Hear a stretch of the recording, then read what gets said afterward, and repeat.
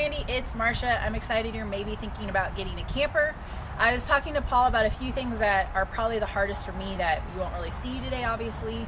When you get gas, it can be really hard, so that's something just to think through about, pulling in there and getting comfortable with pulling a trailer. My philosophy on pulling a camper and doing all this is camping's supposed to be fun, so I try and laugh at myself because I mess stuff up all the time.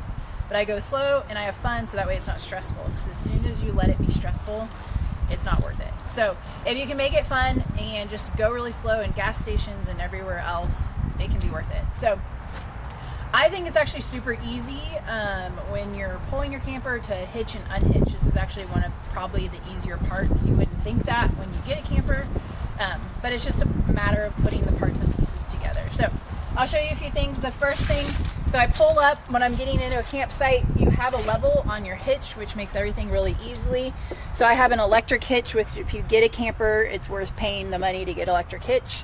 When you pull into your site, you see if you're level side to side. My driveway is not, most campsites will be. So the first thing I would do here is get my orange chocks out of here.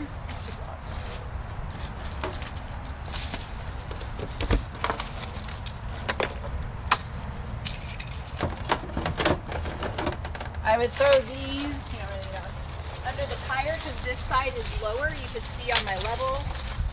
I would throw these under my tire, and I would just pull forward up on those. So that's one of the ways you level your camper, which pretty easy. You just pull forward, get it level on your space.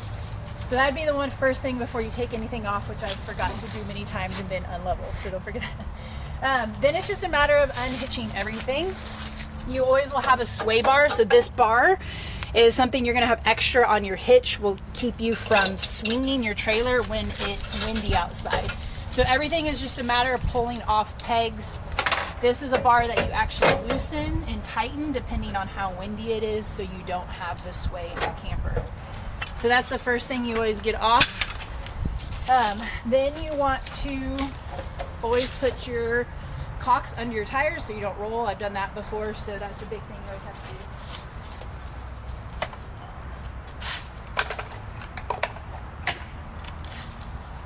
Put those under there so you don't roll anywhere once you get your hitch off. And then the next thing you always want to do is get your foot. So I have a little compartment where I have a tub that just has all my parts and pieces and tools in it, just to make it super easy. So you just end up having everything you need in there. You put your foot on here, obviously like any camper or any trailer. Just pretty easy. And it's just like any camper trailer you're gonna have. I have a lock on here so people can't steal it, so I have to unlock that so that ball and hitch will come off. Now the one thing with these campers, because they're heavier, they've made a weight distribution hitch, and so that way you don't have to balance your camper. You can pack your camper however you want. So you have extra bars on here, so if you buy one and they ask if you want a weight distributor kit, you do want it. It's worth the extra $100. And it helps a lot. So you have to get that off before you actually take your camper off. So this is the electric hitch. It literally, I just do a button and it goes down, which easiest thing ever. It's gonna take a minute though. On the weight distributor kit, before you take it off the truck, you gotta use your jack to go as high up as you can, so it takes the weight off when you take your trailer off. Then it's just a matter of pulling these off and letting these bars swing around. They get to a point right here where they just come out. So that's what these bars do. And again, I have my tub, I just throw those in. And then there's one on this side, and you do the same thing. They just come right off to get that weight off. At this point, you can unhook these. Obviously, these are just your backup cables in case something horrible happens. You have those to back you up. So then you just go all the way back down to take the weight off, so you can open your hitch and pull off your trailer. So then I can just open the hitch up, and then I'm just going to go up a little bit till the truck pops off completely, and then you're unlatched from your truck.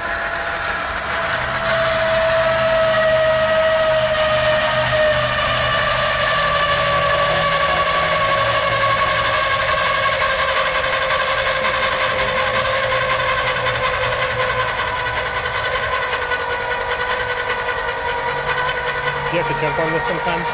What? Do you have to jump on this? It'll pop off. There it goes. Yeah, sometimes.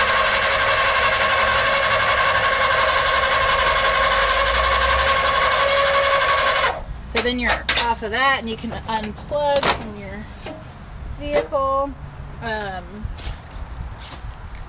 And then I'm just going to pull the truck forward to get it out from there so I can get it level now, because you can't get it level with the truck in the way. So this is all I use to lock it. So you just put one of these on there and nobody can steal it. So you put that on there and you put this through. And so when I actually store it, this is all I have on there as well, because people can't steal it at that point. So you have that, and then my keys, on my regular keys with my trailer key and everything else, the key for that lock is on there, which makes it super easy. Once you get it off, then you have your bubble up here, and so you just get it, go down, like right now it's a little high, so I just level it with the bubble and get it real level, which is pretty easy if you have your electric hitch. So you just watch your bubble. And my bubble's off because I didn't actually put the box under the tire. So once you get it level, there's only a few steps left. You have your stabilizing jacks, so that your trailer doesn't rock as much. And these don't really actually take any weight on the camper, they just stabilize it. So this is pretty easy. You can also get like a portable drill and do this. You don't have to do it manually, but they go down really easily. So there's 4 of these, one on each corner, just so your camper doesn't shake. So you get it down and you loosen it up, and that will keep it from rocking at night and such like that. The only other thing, once you're set, I can show you a few of the other little things in the back and how easy they are. So once you're in your sight, by the way, everything's back here. So you're going to have your power, obviously, and you're just going to plug that into your campsite, which is super easy. And then I have your water connection's right there too, right? Yep. Next to it. So in here I have all my water connection stuff. So I just have a regulator piece and then a filter and my hose. And so I would just plug this into the water at the campground, and the hose just simply twists in to right here, and then you have water. So that's all you have to do for your water. Sewer is not as scary as I thought it would be, and it's nice to have a toilet when you camp. So the cool thing about campers, in the bumper you have your sewer line, so it doesn't have to store anywhere else. So you have that stores right in there, and so when you're ready to leave, whether you have a sewer at the campground or to dump, you literally just put that on to your sewer line, and you're going to pull your black dump first, and everything's just going to come out. It's a wonderful experience, but it's worth it to go camping. And then that'll follow up by your kitchen sink water, your bath water, all those kinds of things. I can go about 3 to 4 nights without having to dump, if I'm at a site without having to dump. When you're done, I literally pour 2 gallons of water in the toilet, and I'll flush it out one more time just to be sure the toilet's empty. And they have little chemicals that you pour in there with a gallon of water. It's super easy. Not the funnest part about camping, but it's way easier than it looks like it would be. And it doesn't take very, very long. So that's how to do your dump and your sewer and your water. I'll show you inside one more thing about winterizing. But really, you're set up at this point, and you're ready to go after you plug in your water and your electricity. You don't do your dumping except for once or twice before you leave the park, unless you're there for a while. Okay, so one of the best parts about camping is everything's in your camper. So it makes it so much easier when you go to camp. Like when you have to pack to go to a cabin, you have to pack all your dishes, all your food. The great thing about a camper, you don't have to do that. Everything's already in my camper. Like tomorrow when I leave, it'll take me a few minutes to throw in some food. And everything else is already in here. All my bath stuff is in here. All my dishes are in here.